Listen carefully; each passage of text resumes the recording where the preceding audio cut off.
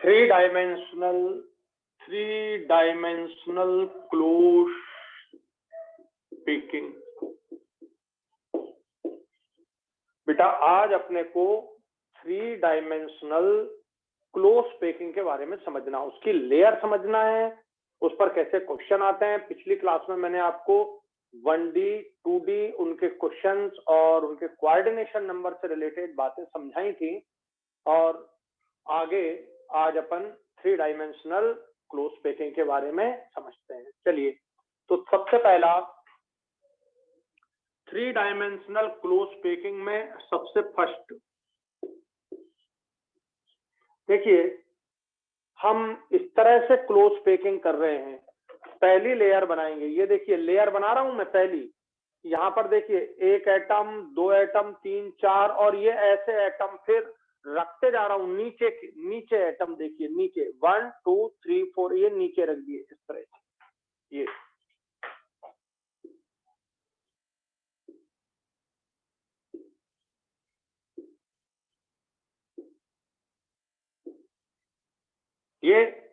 ये एक ऐसी लेयर बन रही है, ऐसी लेयर। ये चार एटम दिख रहे हैं आपको 1 2 3 4।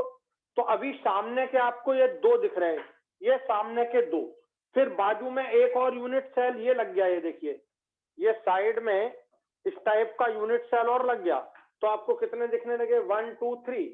ये देखिए 1, ये यहाँ पे 2, यहाँ पे 3। तो ये ऐसे ये दिख रहे हैं। अब ये पीछे वाले दिखेंगे तो आप इसको कैसा देखोगे? ऐसा देखिए, ऐसा। ये देखिए ऊपर वाले ये दो दिख रहे हैं, और नीचे वाले अब मैं बना रहा हूं ये दो, और आगे इधर यूनिट सेल है, इधर यूनिट सेल है। तो इस तरह से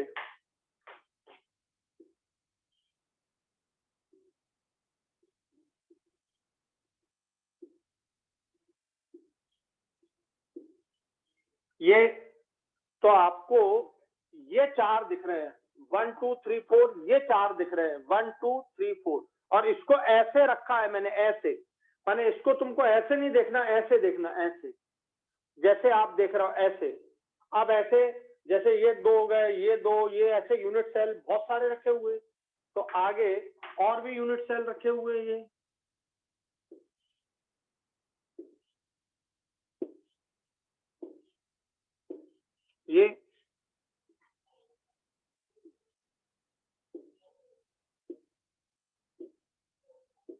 ये बन गया।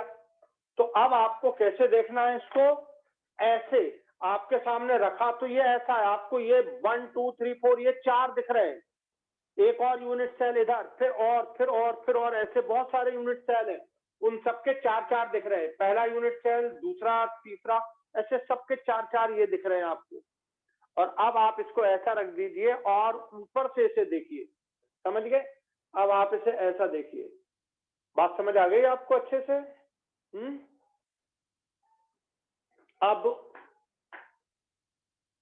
अब इसको ऐसा देखिए, ऐसा ऐसा। ठीक है, इसके ऊपर एक और यूनिट सेल आ जाए, ऐसा। इसके ऊपर एक और यूनिट सेल, ऐसा देख रहे हैं हम इसको। ये इसके ऊपर जस्ट ऊपर एक और यूनिट सेल आ गया। इसके ऊपर जस्ट ऊपर एक और यूनिट सेल आ गया, फिर एक और आ गया यूनिट सेल, फिर एक और आ गया। ऐसे यूनिट सेल बढ़ते जाएंगे। आ गया समझ में? अब मैं आपको जो दिखाना चाह रहा हूं, अब आप कैसा देखें? अब ऐसा देखें आप, इस तरह से।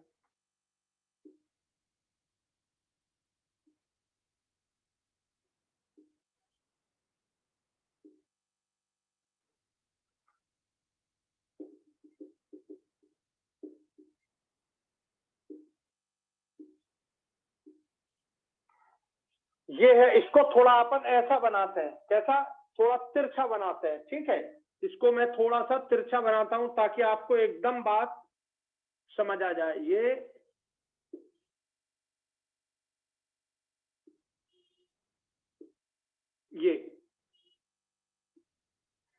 एक्चुअल ऐसा है, लेकिन इसको ऐसा अपन ने बना दिया। और इसके जस्ट ऊपर, इसके जस्ट ऊपर, इसके जस्ट ऊपर, इसके जस्ट ऊपर फिर एटम्स रखे हुए हैं। इस एटम के ऊपर ये एटम रखा हुआ है, ये देखिए। इस एटम के ऊपर फिर ये एटम रखा हुआ है, ये एटम, इस एटम के ऊपर ये एटम रखा हुआ है, इस एटम के ऊपर ये एटम, तो फिर से ये उसी तरह से फिर बन गया ये देखिए ये बन गया। अब बताओ क्या दिखाई दे रहा है? सिंपल क्यूब, आपको ऐसा क्यूब नजर आ रहा है ये केवल, तो इसके ऊपर एटम, इसके ऊपर एटम, इसके ऊपर एटम, इसके ऊपर एटम, तो सिंपल ऐसा क्यूब नजर आ रहा है। तो ऐसे ये ढेर सारे क्यूब, तो बताइए ये लेयर, ये एटम, इसके जस्ट नीचे ये एटम, माने एक लेयर जस्ट उसके ऊपर दूसरी लेयर। कल आपने स्क्वायर क्लोज पैकिंग बनाई थी, ध्यान से सुनना, सब स्क्वायर क्लोज पैकिंग बनाई थी आपने 2D में, वह स्क्वायर क्लोज पैकिंग है ये देखिए स्क्वायर क्लोज पैकिंग है ये। और स्क्वायर क्लोज पैकिंग के ऊपर बिल्कुल ऐसी की ऐसी दूसरी लेयर, ऐसी की ऐसी आप दूसरी लेयर रख दो, इसको ऐसा देखिए, बिल्कुल ऐसी की ऐसी आप दूसरी लेयर रख दो, माने इस लेयर के ऊपर ये लेयर के ऊपर, इस लेयर के ऊपर ये लेयर रखी हुई है। तो ये लेयर का नाम, यदि आप इस लेयर का नाम, यदि आप ध्यान से सुनिए, इस लेयर का नाम यदि आपने ए दे दिया, तो इस लेयर का नाम भी ए ही होगा, इस लेयर का नाम भी ए ही होगा। क्यों? जस्ट इसके ऊपर ये आ रहा है, जस्ट इसके ऊपर ये आ रहा है, जस्ट इसके ऊपर ये आ रहा है, बिल्कुल एक जैसी है दोनों लेयर, तो ये लेयर भी ए हो गई। और ऊपर ऐसे आप बढ़ाते जाइए, ये बी, ये और एक लेयर हो गई, माने लेयर 1, लेयर 2, लेयर 3, कितनी भी लेयर हो, सभी लेयर का अरेंजमेंट बिल्कुल एक जैसा होगा, सभी लेयर का अरेंजमेंट बिल्कुल एक जैसा होगा। तो हम इस सिस्टम को बोलेंगे cubic close pack, cubic close pack हो गया ये। तो क्यूबिक क्लोज पैकिंग कहलाई, कौन सी क्लोज पैकिंग कहलाई? 3 dimensional cubic, 3 dimensional cubic, cubic नहीं, केवल cubic system, 3 dimensional cubic close packing नहीं बोलेंगे, cubic packing, cubic packing, simple cubic packing, 3 dimensional simple cubic बोल दीजिए, सिंपल क्यूबिक बोलिए।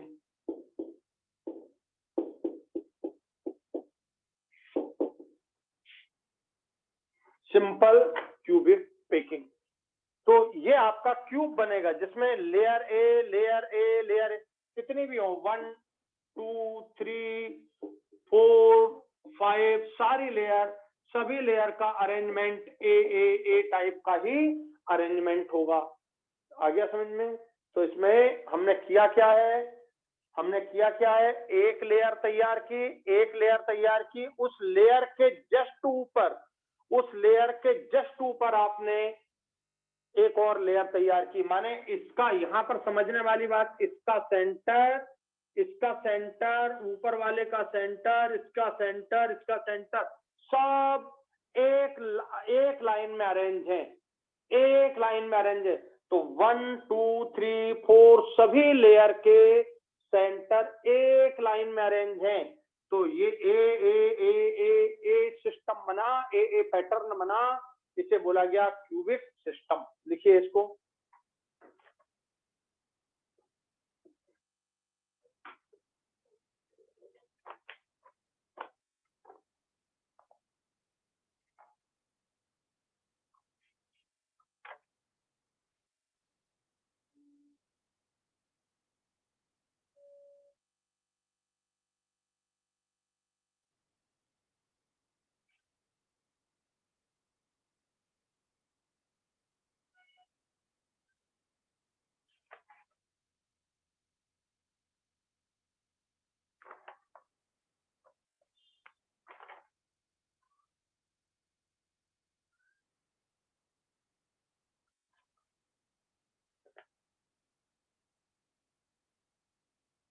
लिख लिया आपने?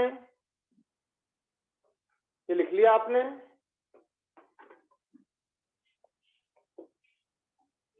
इसका आप एनसीईआरटी में एक स्टेटमेंट पढ़िए, 3 डायमेंशनल क्लोज पैकिंग,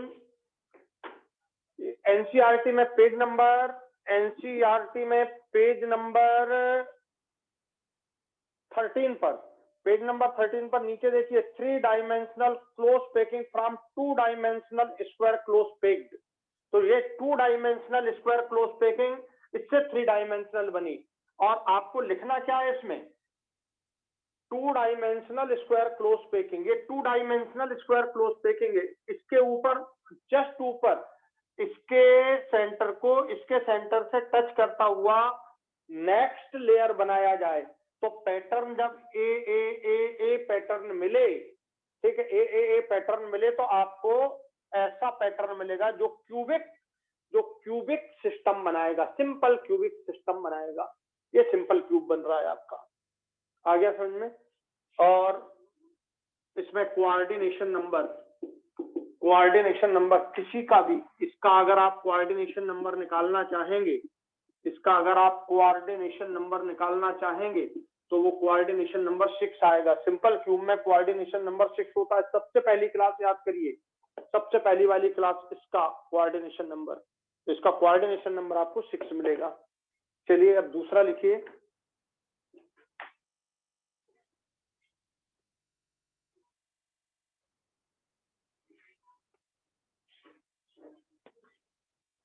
इसका पैटर्न मिलेगा ए पैटर्न। सिंपल क्यूब का पैटर्न होता है ए। सिंपल क्यूब का पैटर्न होता है ए। तो इसे आप ध्यान दीजिए, इसका आप एनसीईआरटी रखते बैठिएगा।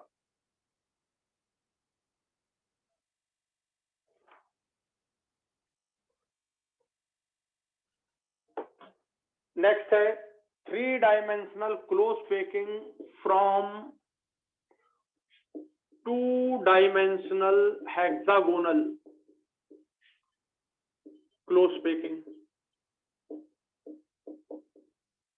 2 डायमेंशनल हेक्सागोनल क्लोज पैकिंग, इस पर ध्यान दीजिए। इसमें क्या मैं बताना चाह रहा हूं, यहाँ देखिए, आपने बनाया 2 डायमेंशनल क्लोज पैकिंग, कौन सी वाली, hexagonal. 2 dimensional hexagonal close packing मैं बना रहा हूं। यहाँ देखिए, ये थोड़ा टफ है, इसकी बात को सिंपल समझ लीजिए।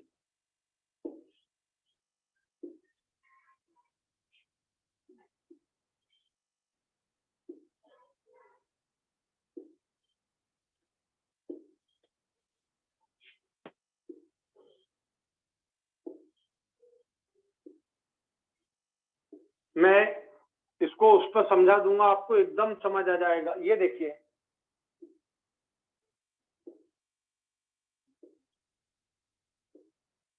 ये 2 डायमेंशनल हेक्सागोनल है। ये देखिए हेक्सागोन बन रहा है, ये देखिए,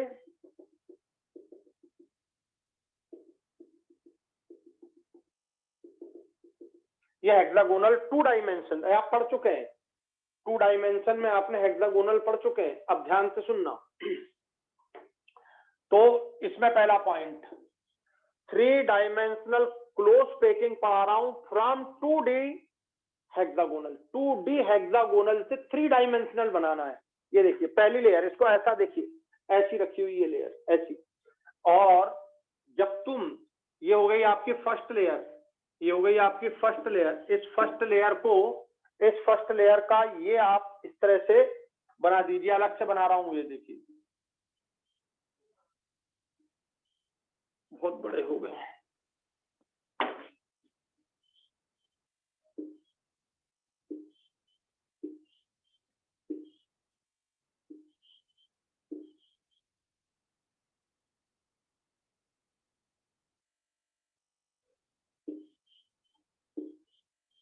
ये देखिए, ये आपने गोला बनाया, सेंटर वाला स्फीयर है ये आपका सेंटर वाला स्फीयर है। 1 2 3 4 5 6 स्फीयर इससे इस तरह से ये टच कर रहे हैं। ये आपका हेक्सागोन बन गया। ये हेक्सागोन आपको दिख रहा है, ये वाला स्फीयर मैंने ये सेंटर स्फीयर ले लिया, ठीक है। अब थोड़ा सा तिरछा बन गया, इसको सीधा बनाता मैं, एकदम सीधा बनाना चाहिए था, सीधा वो ऐसे बनेगा। थोड़ा यार इसमें टाइम लगता है, क्या करें इसको। और तुमको मैं वैसे समझाऊंगा तो तुमको मजा नहीं आएगा बिना बनाए।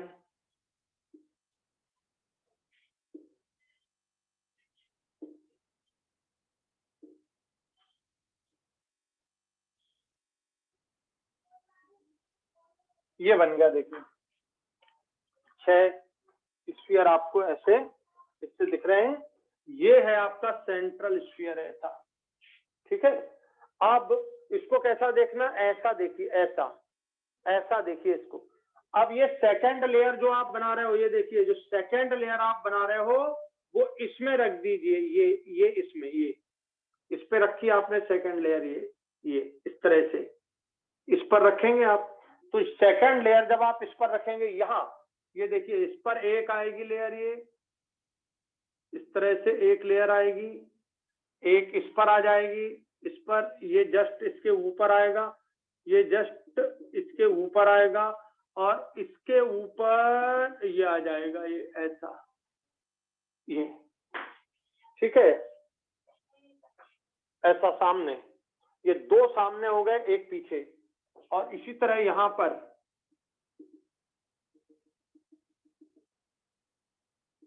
ये आएंगे, ये 2, और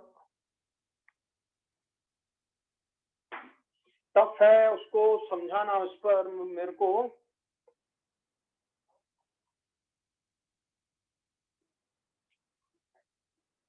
इसको, ये इस तरफ आ जाएगा, ये नीचे यहाँ पर,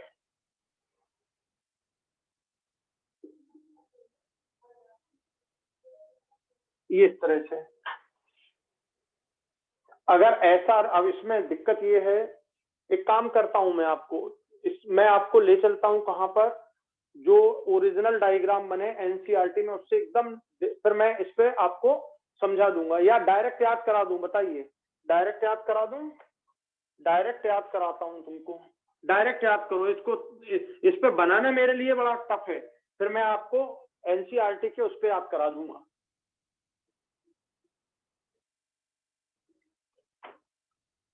three dimensional close packing from 2D, इसमें 2 डिजाइन बना रहा हूं मैं, दोनों डिजाइन आप याद रखना। एक बना रहा हूं मैं हेक्सागोनल क्लोज पैकिंग, जिसे आप बोलते हो HCP, जिसे आप बोलते हो HCP, इसमें 2 बन रहे हैं। और दूसरा बना रहा हूं मैं क्यूबिक क्लोज पैकिंग, ये मैं थोड़ा डायरेक्ट चल रहा हूं, वो बहुत टफ है उसको, मतलब उस पर बना पाना, एक के ऊपर एक लेयर 3 डायमेंशनल व्यू में उसे रिप्रेजेंट करना बोर्ड पर, इट्स वेरी टफ। तो मैं आपको उसके रियल डायग्राम अब भी इससे बता दूंगा, तो आपको एकदम समझ आ जाएंगे। अभी आप क्वेश्चन जो आएंगे वो आप याद कर लो। तो क्लोज पैक्ड स्ट्रक्चर CCP, ठीक है, क्यूबिक क्लोज पैकिंग, इसी को अपन बोलते हैं FCC, फेस सेंटर्ड, इसी का नाम है, इसी का नाम है फेस सेंटर्ड। तो 2 बनेगी। अब कैसे बनेगी ये समझ लो, मैं लेयर बना दूंगा, तो आप लेयर के हिसाब से याद कर लेना। इसमें याद करने वाली चीजें इसमें आ जाएंगी, समझने वाली उसमें 3 डायमेंशनल व्यू में मैं समझा दूंगा। तो इस तरह से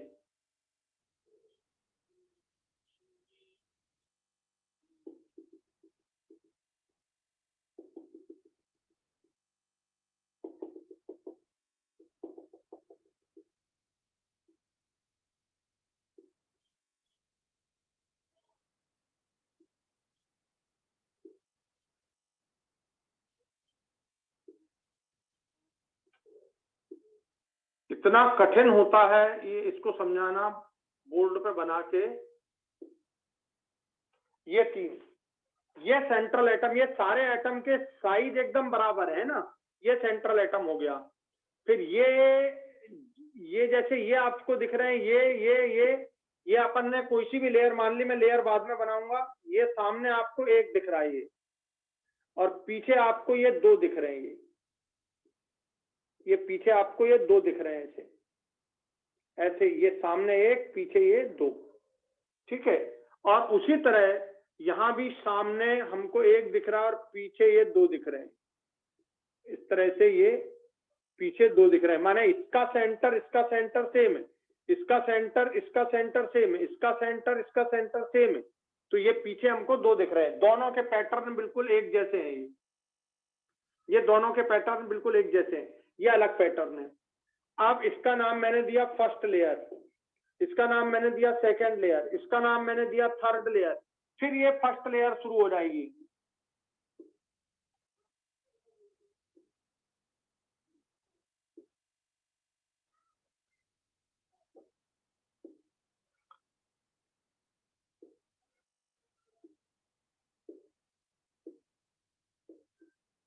इसको करना है बेटा, ये आएगा, बहुत इंपॉर्टेंट है ये देखिए ये बन गई। एक तो वो बोर्ड ऐसा है बेटा, थोड़ा मुझे दिक्कत आती है बनाने में। ये देखिए एक हेक्सागोनल, फिर से ये आपका आ जाएगा पहला वाला गोला और ये दूसरे वाले वो नीचे दिखने लगेंगे आपको। तो ये आपका पैटर्न मिल रहा है। फर्स्ट लेयर सपोज ये हो गई, सेकेंड ये हो गई, थर्ड ये हो गई, फोर्थ ये हो गई, फिफ्थ नीचे हो जाएगी। तो ये लेयर, तो फर्स्ट लेयर और थर्ड लेयर बिल्कुल एक जैसी है। देखो फर्स्ट लेयर और थर्ड लेयर बिल्कुल एक जैसी है, और ये देखो सेकेंड लेयर और फोर्थ लेयर बिल्कुल एक जैसी है। फर्स्ट लेयर थर्ड लेयर बिल्कुल एक जैसी है, सेकेंड लेयर और फोर्थ लेयर बिल्कुल एक जैसी है। तो मैंने फर्स्ट लेयर के ऊपर, सेकेंड लेयर के ऊपर थर्ड लेयर इस तरह से अरेंज की कि फर्स्ट लेयर, थर्ड लेयर और फिफ्थ लेयर, इनका फर्स्ट थर्ड और फिफ्थ का बिल्कुल अरेंजमेंट सेम है, और second layer, fourth layer, sixth layer, इनका अरेंजमेंट सेम है। तो हम ऐसा लिखेंगे, इसका नाम मैंने ए दिया, तो ये बी हो गया, फिर ये ए हो गया, फिर ये बी हो गया, फिर नीचे ए। तो इसमें हमको जो पैटर्न मिल रहा है एचसीपी में, सबसे इंपॉर्टेंट है एचसीपी का पैटर्न। तो हमें जो एचसीपी का पैटर्न मिला, एचसीपी का पैटर्न जो हमें मिल रहा है वो ए बी। तो पहली बात ये समझ लीजिए कि फर्स्ट लेयर, ये देखिए first layer, third layer, fifth layer, seventh layer, ये जो लेयर है ये अलाइंड है, ये लेयर अलाइंड है, ठीक है। फिर second layer, fourth layer, sixth layer, eighth layer, ये लेयर इसमें अलाइंड है, ये याद रखना है। तो ये अरेंजमेंट आप देख रहे हैं, ठीक है। दूसरी बात, जो फर्स्ट, ये देखिए फर्स्ट का नाम मैंने ए दे दिया, थर्ड का नाम ए, फिफ्थ का नाम ए, क्योंकि फर्स्ट और थर्ड बिल्कुल एक जैसी दिख रही हैं, सेकंड और फोर्थ बिल्कुल एक जैसी दिख रही हैं। तो हमको पैटर्न मिला ए बी पैटर्न, ये रिपीट हो जाएगा, ए बी पैटर्न रिपीट होगा। और इसमें ये देखो, ये आप बना चुके हो, ये आप बना चुके हो पूरा, ठीक है। अगर आप इसका कोऑर्डिनेशन नंबर देखना चाहें, तीसरी बात इसका कोऑर्डिनेशन नंबर, तो ध्यान दीजिए ये 6, 1 2 3 4 5 6 के ऊपर ये 3 दिख रहे हैं, ये इसके ऊपर रखे हैं, ये इसके ऊपर रखे हैं, ये वॉइड्स में फिट हैं।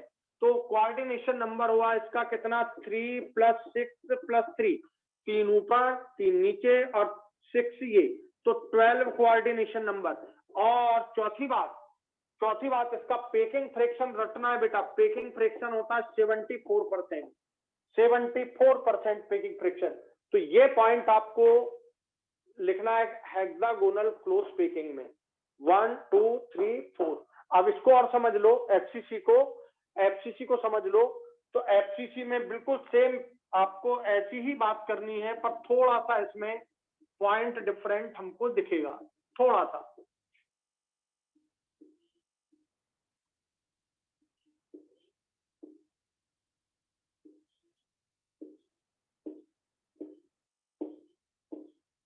मैं ऐसा बना दे रहा हूँ, ये एकदम सटा के बनाना बहुत कठिन है। ये इसको टच कर रहा है, ये इसको टच कर रहा है, इसको टच कर रहा है, सब एक दूसरे को ये टच कर रहे हैं, सेंटर वाला स्फीयर है।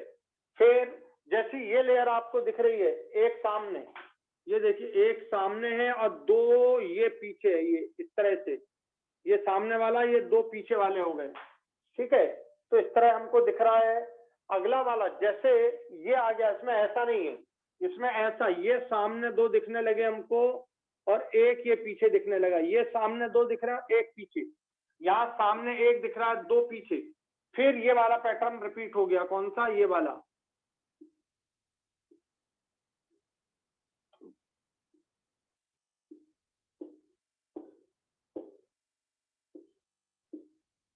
ये सब टच कर रहे हैं इसको, ये भी इसको टच कर रहा है, ये तीनों टच कर रहे हैं। ऊपर का ये मैं क्लोज, आप लिख लेना, मैं इसको हटा रहा हूं और शार्ट में यहां लिख दे रहा हूं सीसीपी या एफसीसी।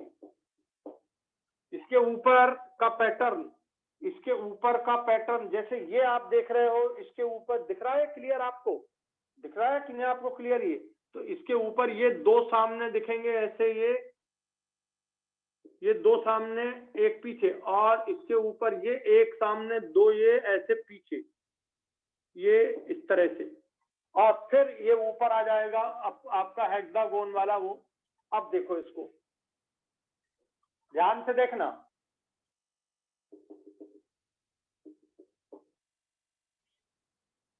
जैसा ये मैं एक सर्कल डाल रहा हूं, इस सर्कल को ध्यान से देखना, ये सर्कल,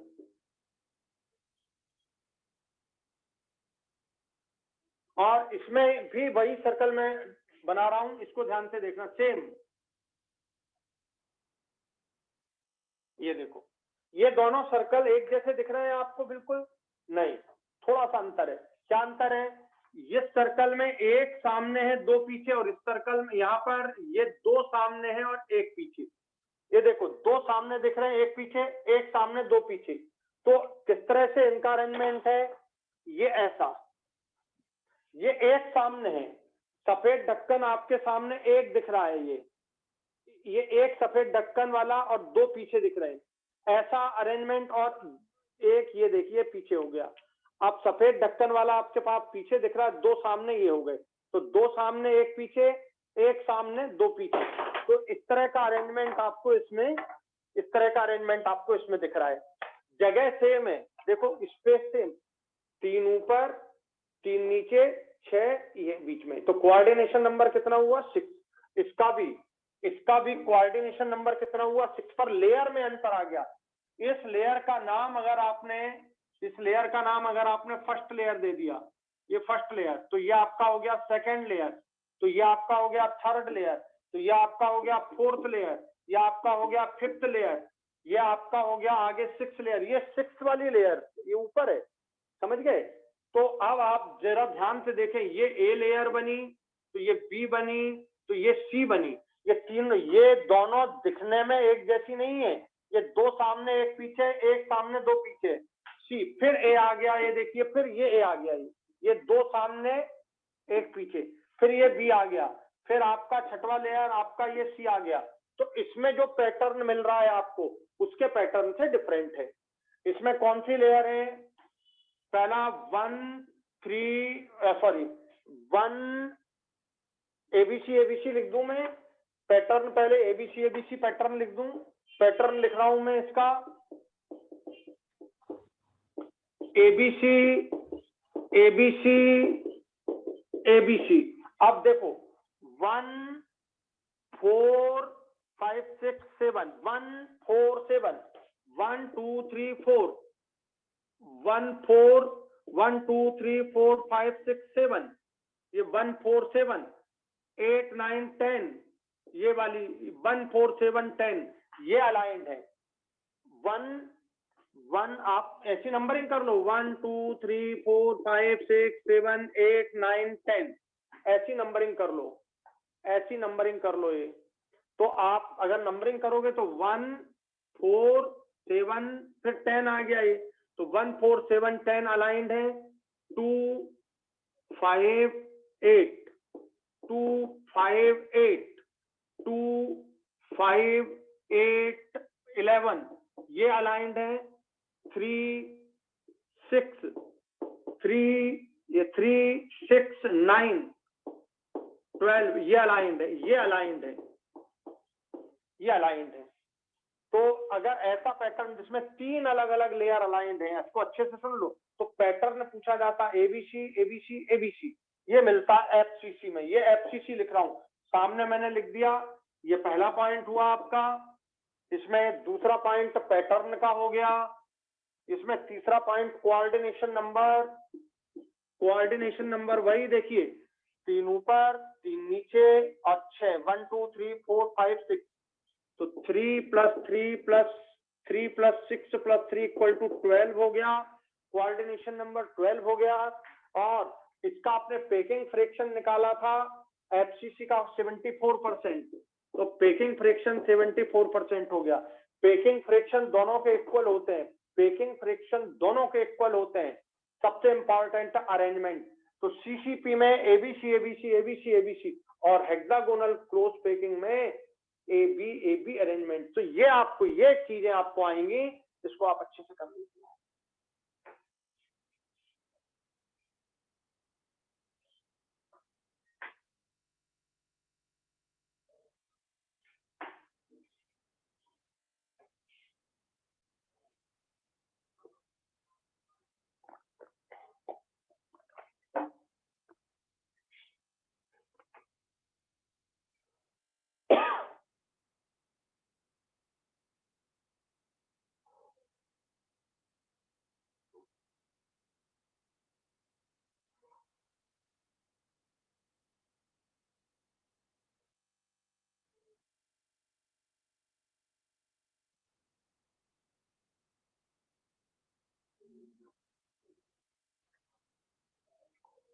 समझ आ गया?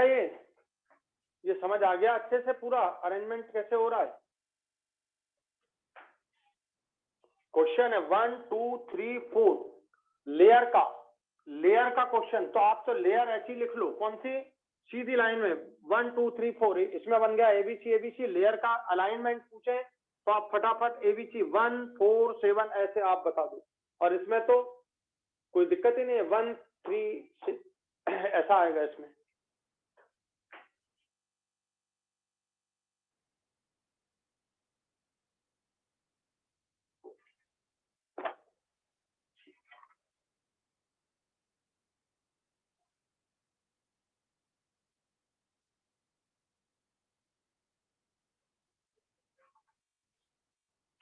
अब सामने आमने पूरी बात क्लियर हो गई आपको कि नहीं? ये वाली ये चीजें आप पहले डायरेक्ट आप याद कर लो, ये डायरेक्ट याद कर लो इनको।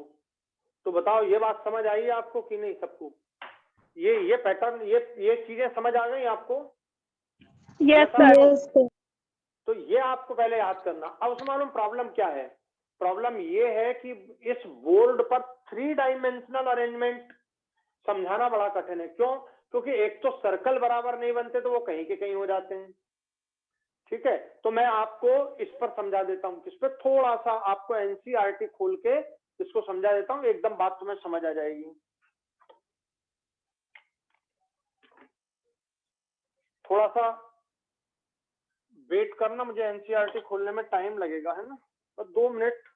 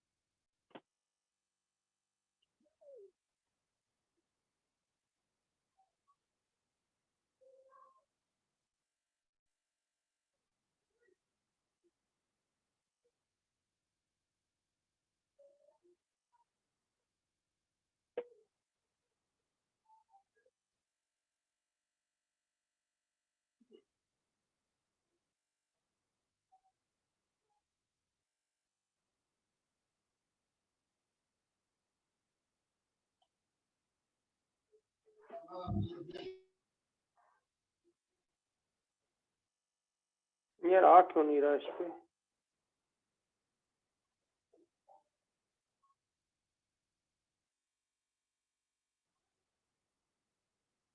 नहीं, क्लाउड ड्राइव पे आ क्यों नहीं रहा है?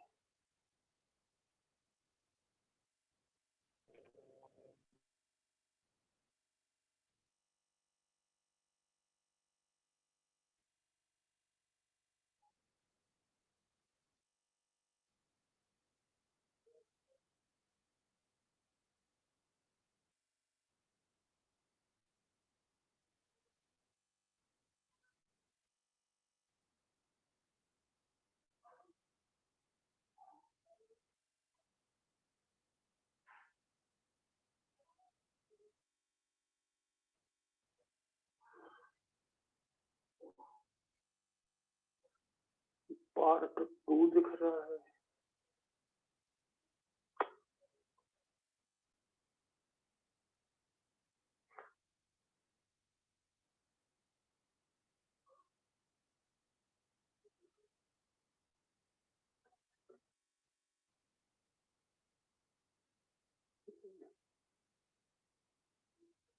यदि आ क्यों नहीं रहा यार, इस पे समझ में नहीं आ रहा मेरे को।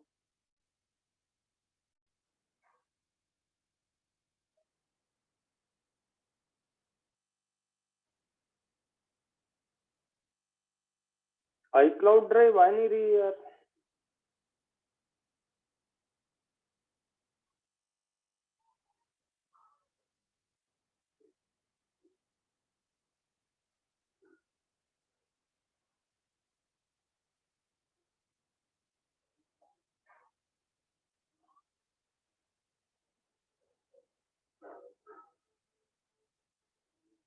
आ नहीं रहा यार, इस पे छोड़ो इसको।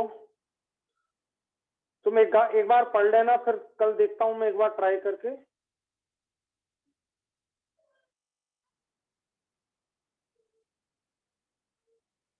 इस पे iCloud ड्राइव पे आ नहीं रहा है।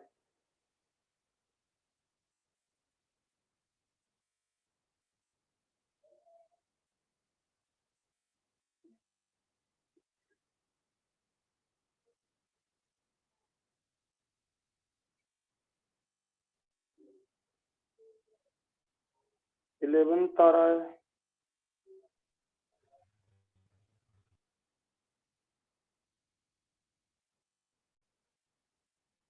11 नहीं चाहिए।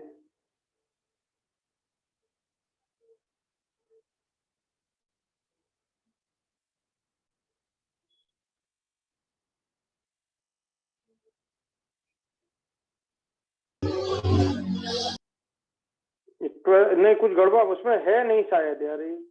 ये आ रहा है लेकिन वो क्यों नहीं आ रहा है।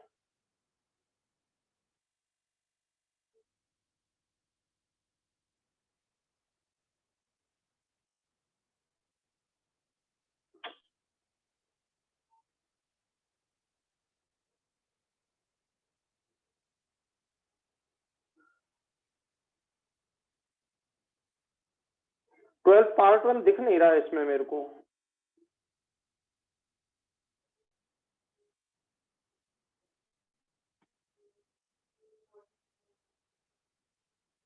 छोड़ दो, एक काम करो, इतना तैयार कर लो, आप एक बार पढ़ लेना, तो फिर मैं आपको अगली क्लास में समझा दूंगा अगर जरूरत पड़ी तो। वैसे उसमें है नहीं इतना कुछ।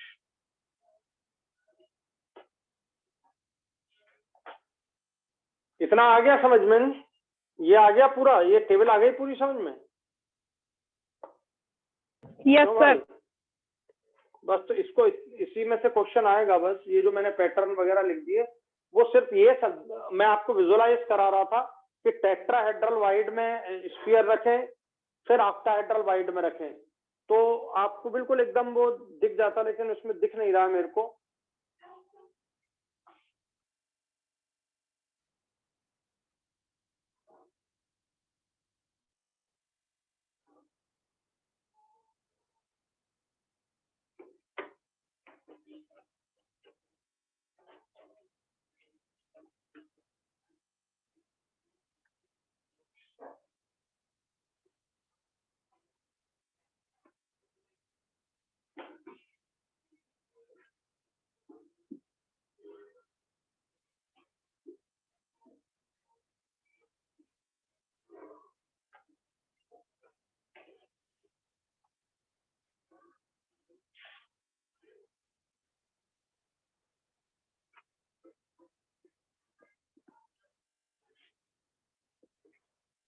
क्या ये लोग, जब मैंने ये बोर्ड बुलवाया तो ऐसे लोगों ने ला के रख दिया उस पर, क्या ऐसे उल्टे रख के ले आए, क्या किए वो, तो स्क्रैच ही स्क्रैच आ गए, पूरे बोर्ड खराब हो गया, ये सब टूट गया जगह जगह से, और मिटाने में बड़ी दिक्कत आती है अब वो स्क्रैच होने के कारण।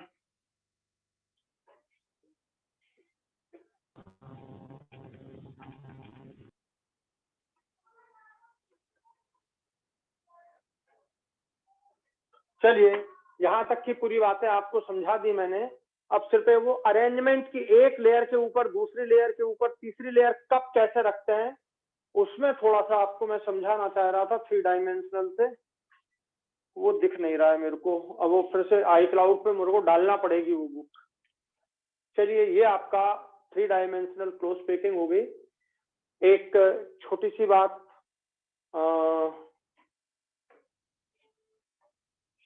आइसोमॉर्फिज्म।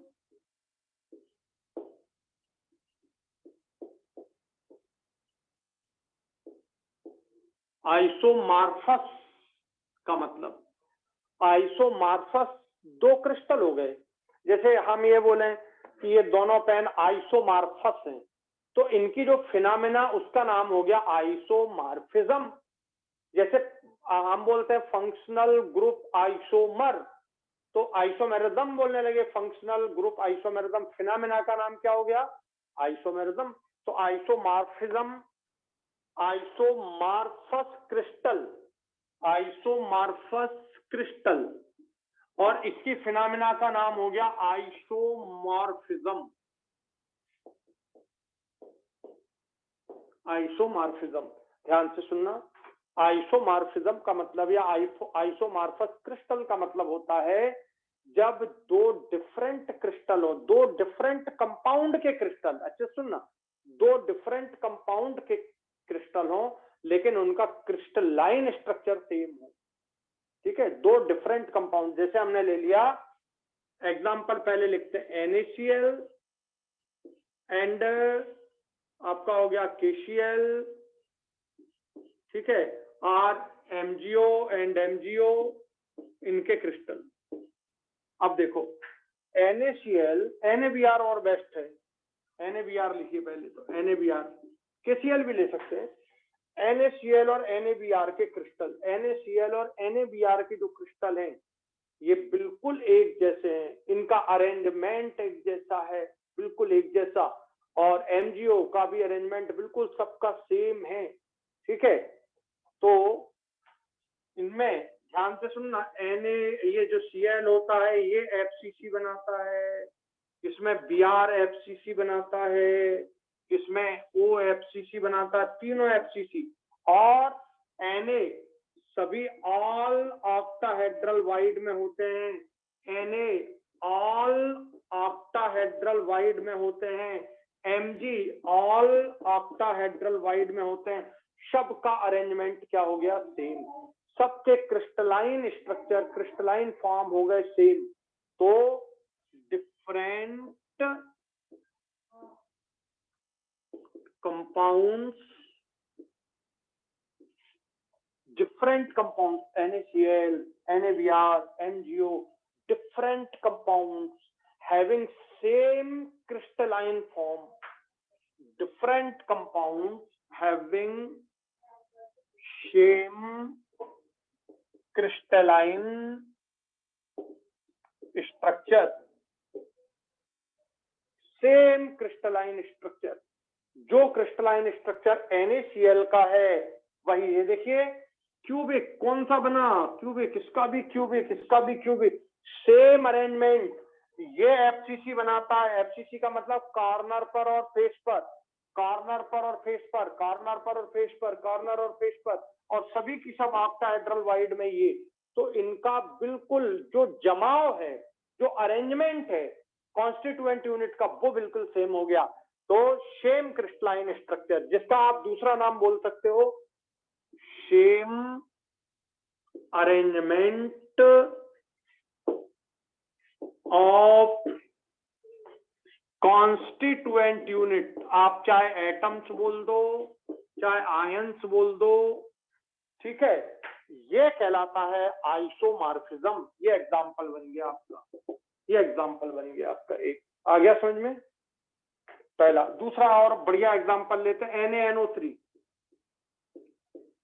ये NaNO3, ठीक है, और CaCO3, ये बिल्कुल दोनों रोम्बोहेड्रल हैं, दोनों आर रोम्बोहेड्रल। ये भी रोम्बोहेड्रल है, रोम्बोहेड्रल है, और ये भी रोम्बोहेड्रल है। ये याद नहीं करना है, ये याद नहीं करना है कि रोम्बोहेड्रल रोम्बोहेड्रल, ये बस सिर्फ ये याद करना है। ये तो मैं एग्जांपल से आपको बात समझा रहा हूं कि ये कंपाउंड अलग है, NaNO3 है, ये कंपाउंड अलग है, CaCO3, ये कंपाउंड अलग है, कंपाउंड्स अलग हैं, लेकिन उनका क्रिस्टलाइन स्ट्रक्चर सेम है। देखिए क्रिस्टलाइन स्ट्रक्चर सेम है, क्या है? Rhombohedral rhombohedral same.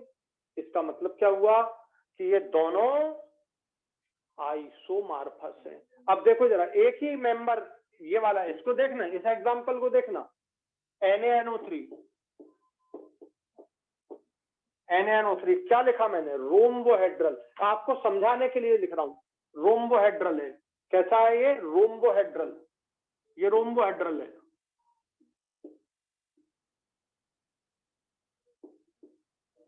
रोम्बोहेड्रल है। और KNO3,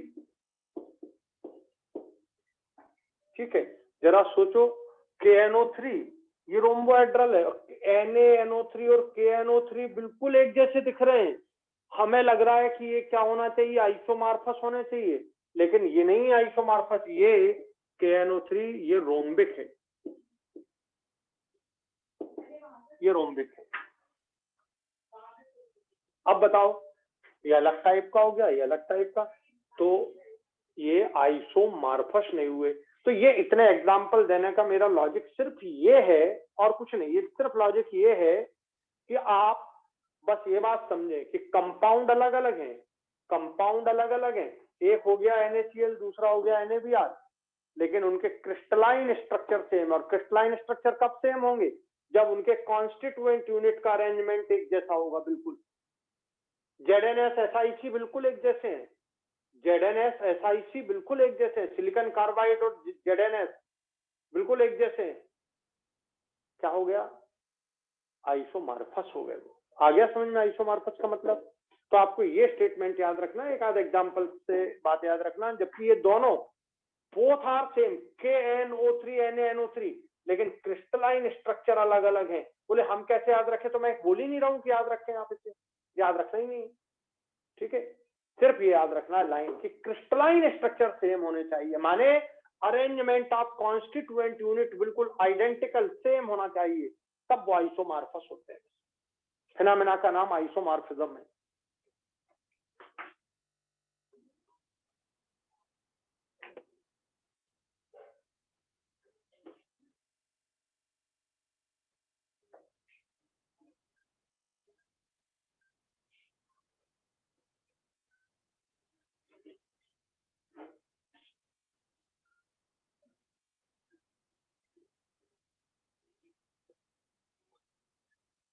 तो ये बात काफी इंपॉर्टेंट है आइसोमॉर्फिज्म वाली।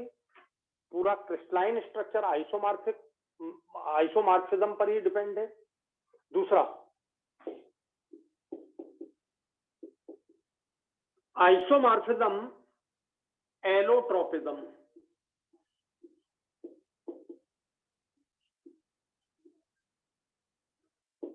एलोट्रोपिज्म, एलोट्रोपिज्म ध्यान से सुनना। एलोट्रोपिज्म का मतलब, एलोट्रोप, क्या तुमने सुने कार्बन के एलोट्रोप? एग्जाम्पल पहले देखो, allotropes of carbon, allotropes of carbon, कोई नाम बोल सकता है एलोट्रोप्स ऑफ कार्बन के? कोई नाम बोल सकता है एलोट्रोप ऑफ कार्बन के? डायमंड ग्रेफाइट, आपने दो पढ़े, डायमंड और ग्रेफाइट। जरा मुझे बताओ, डायमंड किससे बना है? कॉन्स्टिट्यूएंट यूनिट क्या है डायमंड की? Carbon atom. कॉन्स्टिट्यूएंट यूनिट क्या है डायमंड की? Carbon atoms.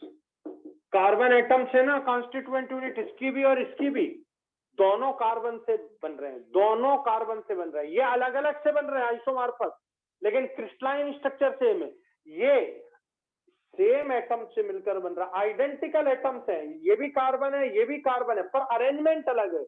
जब इसका अरेंजमेंट ऐसा हो जाए, ऐसा अरेंजमेंट तुम्हें ध्यान हो शायद, अपन ने हेक्सागोनल अरेंजमेंट पढ़ा है, ये देखिए, और इसका अरेंजमेंट आपने टेट्राहेड्रल पढ़ा है, इसका अरेंजमेंट आपने ऐसा टेट्राहेड्रल पढ़ा है कि नहीं? Tetrahedral arrangement.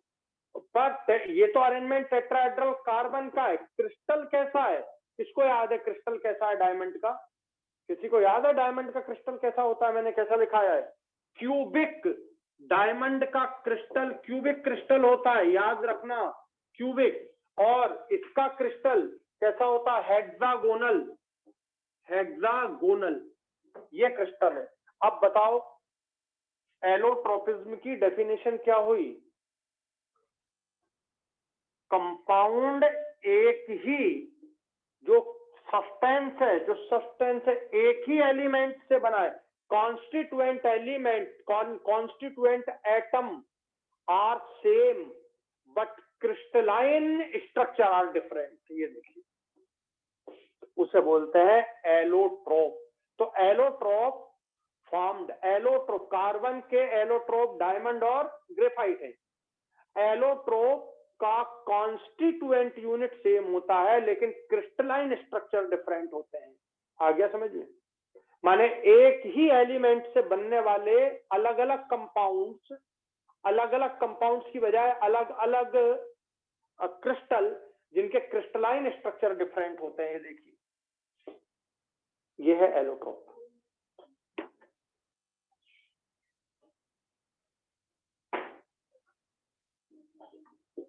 ठीक है, डिफरेंट लिख रहा हूं उसकी डेफिनेशन, डिफरेंट क्रिस्टलाइन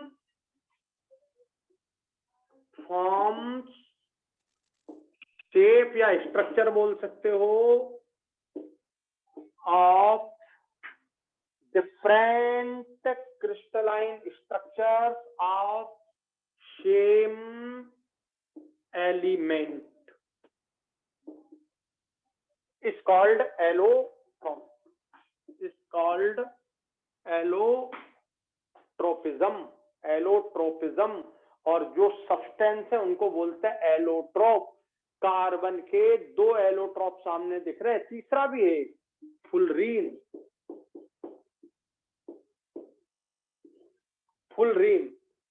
फुलरीन भी है, उसका क्रिस्टलाइन स्ट्रक्चर अलग है लेकिन बना कॉन्स्टिट्यूएंट यूनिट क्या है? कार्बन एटम ही है। तो फुलरीन में भी कार्बन एटम है, डायमंड में भी कार्बन है और ग्रेफाइट में भी कार्बन है, पर उनके तीनों के क्रिस्टलाइन स्ट्रक्चर अलग अलग है। इसका बकीबाल स्ट्रक्चर है, बकीबाल स्ट्रक्चर सबको ध्यान होगा, बकीबाल स्ट्रक्चर है।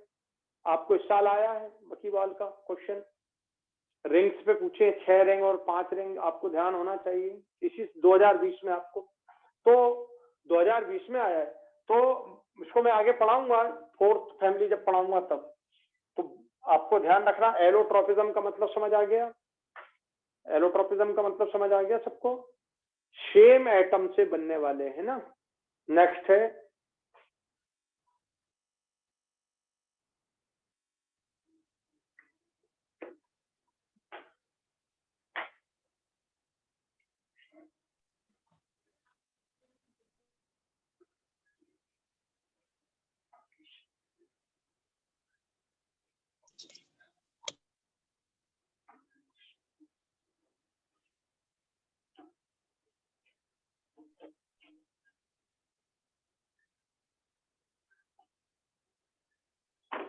पॉलीमार्फिज्म।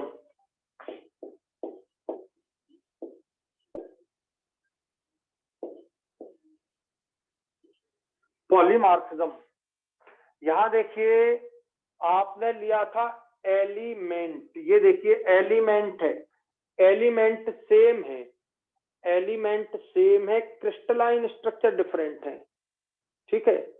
और यहां पर कंपाउंड सेम होंगे, क्रिस्टलाइन स्ट्रक्चर डिफरेंट होंगे। Different crystalline forms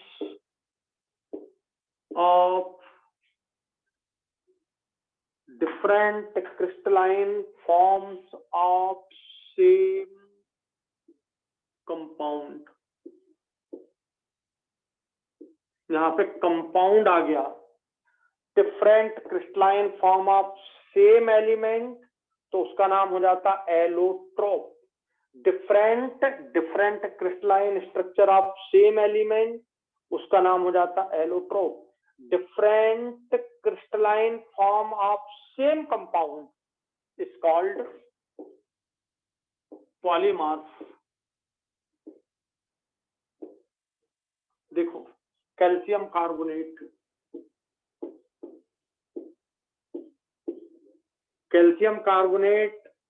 calcium carbonate का कैल्साइट फॉर्म, कैल्शियम कार्बोनेट का अरेगोनाइट फॉर्म, इसका क्रिस्टलाइन स्ट्रक्चर अलग है, इसका क्रिस्टलाइन स्ट्रक्चर अलग है। बने दोनों, ये भी बना है CaCO3 से और ये भी बना है CaCO3 से। इसका कॉन्स्टिट्यूएंट यूनिट और इसका कॉन्स्टिट्यूएंट यूनिट सेम है, कैल्शियम कार्बोनेट। कैल्शियम कार्बोनेट दोनों के कॉन्स्टिट्यूएंट यूनिट हैं, लेकिन दोनों के क्रिस्टलाइन स्ट्रक्चर अलग है। तो जब कंपाउंड आ जाए तो वो कहलाता है पॉलीमॉर्फ, और जब एलिमेंट आ जाए तो वो कहलाता है एलोट्रोप। समझ आ गया आपको?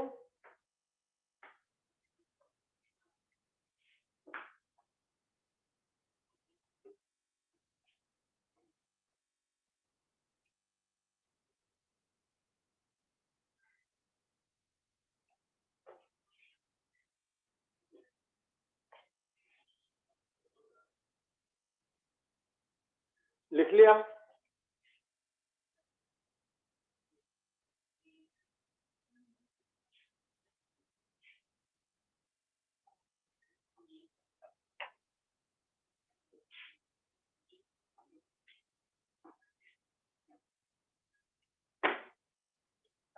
ये हुआ आपका कंप्लीट।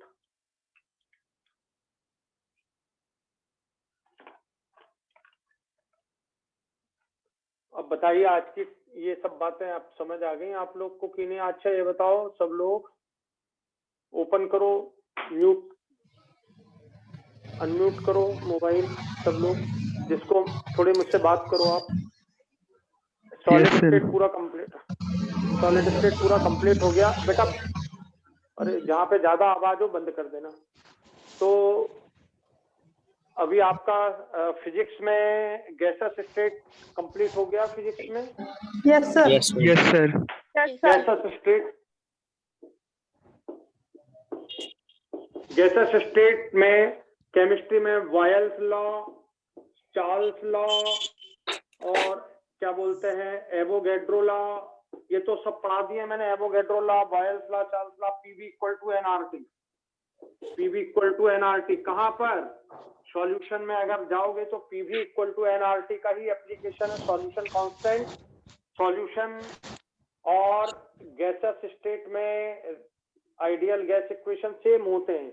और चित्रंजन सर ने भी पढ़ा दिए वायल्स लॉ, चार्ल्स लॉ, ठीक है। एवोगैड्रो लॉ तो मैंने पढ़ा दिया फर्स्ट चैप्टर में, एवोगैड्रो लॉ और उसके मोल से रिलेशन। और पीवी इक्वल टू एनआरटी आपने यहाँ भी पढ़ लिया और वहाँ गैसेस स्टेट में भी पढ़ लिया।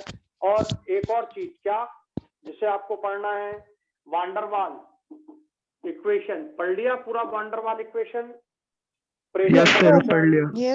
वॉल्यूम करेक्शन, ठीक है। P plus a upon V square वाला, V minus n V equal to nRT, ये आपका वांडरवाल इक्वेशन।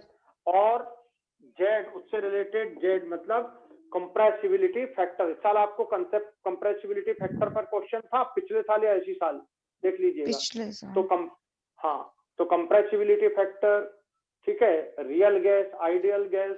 तो ये बहुत ज्यादा 2 दिन का चैप्टर है, ज्यादा बड़ा चैप्टर नहीं है। तो ये आपने पूरा कंप्लीट कर लिया गैसेस, ये पूरी चीजें यहाँ तक की।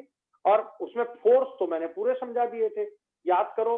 वांडरवाल फोर्स, सारे फोर्स, डाइपोल डाइपोल, डाइपोल क्या बोलते हैं, induced dipole, induced dipole, induced dipole, वो मैंने कहाँ पे सबसे लास्ट में केमिस्ट्री केमिकल बॉन्डिंग की सबसे लास्ट क्लास, तो वो फोर्सेस वगैरह मैंने सब समझा दिए थे आपको। ये इसका यूज इस फोर्सेस में होगा। तो ये आपका कंप्लीट है। अब थर्मोडायनेमिक्स,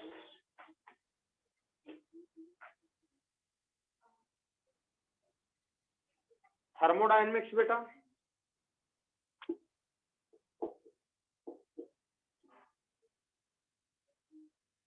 बात कीजिए मुझसे। थर्मोडायनेमिक्स आपका कंप्लीट हो गया पूरा, बताइए। यस सर, रिएक्शन वाला पार्ट चल रहा बाकी है। है। एक मिनट, क्या बोल रहे हैं? थर्मोडायनेमिक्स में हमें जो पढ़ना है फर्स्ट लॉ, केमिस्ट्री का फर्स्ट लॉ। देखो फिजिक्स और केमिस्ट्री में थोड़ा सा अंतर होता है ना, तो वो सर ने शायद डिफरेंस क्रिएट कर दिया होगा। तो first law of thermodynamics, second law of thermodynamics, third law of thermodynamics और ये बस ये 3 लॉ हैं। और 0th लॉ केमिस्ट्री में नहीं है, वो शायद फिजिक्स में होगा। तो ये लॉ है, ठीक है। फिर केमिस्ट्री में हेस लॉ, और दूसरा होता है बॉर्न-हेवर साइकिल। बॉर्न-हेवर साइकिल, ये बॉर्न-हेवर साइकिल में केमिकल बॉन्डिंग में आपको कुछ एक्सप्लेन कर दिया हूं शायद। तो हेस लॉ और बॉर्न-हेवर साइकिल, इस पर ध्यान देने की जरूरत है, काफी इंपॉर्टेंट है बॉर्न-हेवर साइकिल। फर्स्ट लॉ के एप्लीकेशन है। फिर enthalpy, entropy, Gibbs free energy और इंटरनल एनर्जी, और उनके relation Gibbs-Helmholtz equation, Gibbs-Helmholtz equation, ठीक है। एंट्रोपी एंड पूरी स्पॉन्टेनिटी, स्पॉन्टेनिटी मैं काफी सारी स्पॉन्टेनिटी आपको 2 जगह पढ़ाया हूं। केमिकल इक्विलिब्रियम में देखिएगा स्पॉन्टेनिटी पढ़ी है अपन ने, और अपन ने पढ़ी है इलेक्ट्रोकेमिस्ट्री में सेल के लिए spontaneity, delta S, spontaneity and entropy. तो ये आपको, ये पूरा हो गया आपका ये वाला पार्ट भी। सर हेस लॉ नहीं हेस पढ़ा लॉ है, बाकी है सर, और गिब्स हेल्महोल्ट्ज वाला। जैसे एंट्रोपी में भी, तो entropy of gas, entropy of liquid, entropy change वगैरह, तो वो जो है, तो अब आपको ये पूरा कंप्लीट कर लेना है अच्छे से। कंप्लीट मान लूं मैं थर्मोडायनेमिक्स आपका केमिस्ट्री के हिसाब से?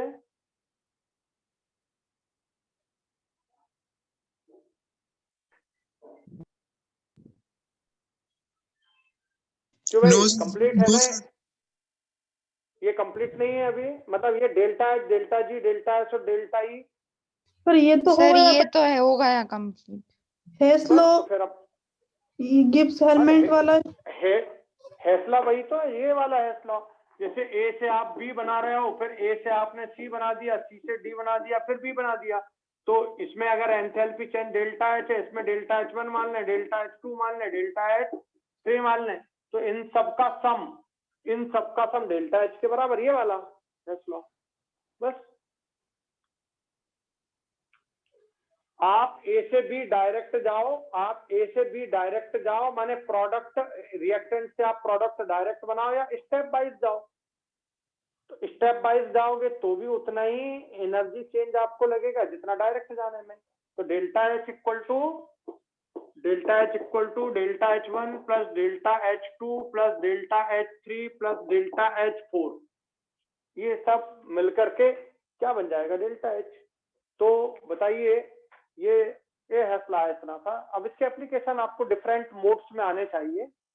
तो थर्मोडायनेमिक्स भी आपका पूरा कंप्लीट हो गया। अब बचता है केवल एक केमिकल काइनेटिक्स। समझे कि नहीं? क्या बचता है? केवल केमिकल काइनेटिक्स। तो मैं सोच रहा हूँ आपको केमिकल काइनेटिक्स अब कल से स्टार्ट करूंगा। आप तो अच्छा, ये सॉलिड स्टेट का टेस्ट हुआ था कल? Yes sir. सॉलिड स्टेट का टेस्ट हो गया पूरा आपका?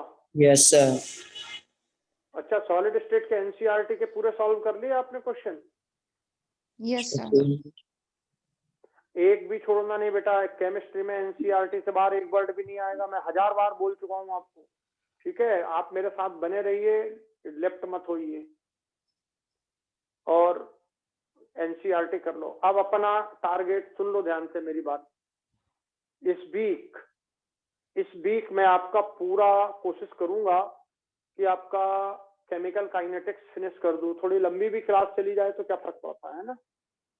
कोशिश करूंगा कि इस वीक अपना केमिकल काइनेटिक्स फिनिश हो जाए, तो आपका complete physical chemistry along with inorganic chemistry के 2 chapter, periodic table, chemical bonding, ये कंप्लीट हो जाएगा। और फिर अब मेरा टारगेट है, सुन लीजिए ध्यान से, अब मेरा टारगेट है कि मैं आपको फिजिकल केमिस्ट्री का रिवीजन स्टार्ट करूंगा, प्रैक्टिस कराऊंगा स्टार्टिंग, क्योंकि आपका फिजिकल अब पूरा कंप्लीट हो गया। और आपने मेरे हिसाब से, क्या आपने जो बोलते हैं कि हम साथ में एनसीईआरटी लगाते चल रहे हैं, तो एनसीईआरटी आप लगाते चलिए, होना चाहिए आपकी इतने में। और अब हम रिवीजन करेंगे फिजिकल का स्टार्टिंग से, ठीक है, और ऑर्गेनिक और इनऑर्गेनिक का साइमल्टेनियस स्टडी करेंगे, ठीक है।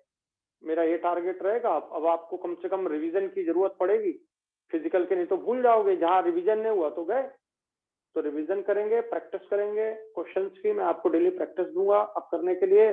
और साथ में ऑर्गेनिक इनऑर्गेनिक भी अपन करेंगे, एक दिन अपन रिवीजन का रखेंगे, ठीक है।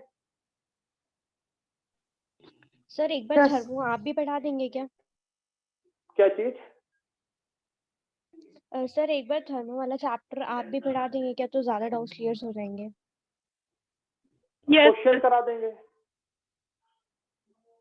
यस सर, क्वेश्चन करा दीजिएगा सर, ठीक है, क्वेश्चन करा देते हैं। प्रीवियस क्वेश्चन डिस्कस कर लीजिएगा आप।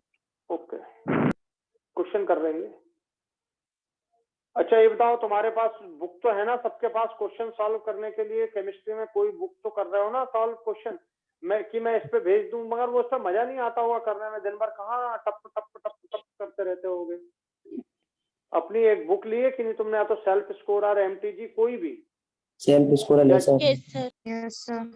एक बुक कोई भी सॉल्व करते जाना है, एमटीजी ले लो या सेल्फ स्कोरर ले लो, बस दो बुक बहुत सफिशिएंट है, तीसरी कोई नहीं लेना, तीसरी कोई लेने की जरूरत नहीं है। मेरे पास है मटेरियल, लेकिन मैं इतना भेज दूं कि वो कोई मतलब ही नहीं है, आप और उसमें उलझ जाओगे, इसलिए सुलझना है। बोर्ड की कॉपी याद रखिए, बोर्ड पर जो लिख रहा हूँ वो कॉपी याद रखिए, और एनसीईआरटी अच्छे सॉल्व कर लीजिए। चलिए मैं अगली क्लास लूंगा कल से, सॉलिड आप कंप्लीट कर चुके, अब आपको अगली क्लास में मैं पढ़ाऊंगा काइनेटिक्स।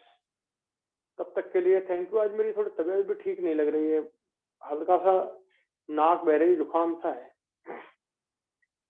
चलिए रखता हूं मैं ना, कल से पढ़ेंगे अब केमिकल काइनेटिक्स, Thank you, और sir. थर्मो के क्वेश्चन करा देंगे फिर आपको। जी सर, थैंक यू सर।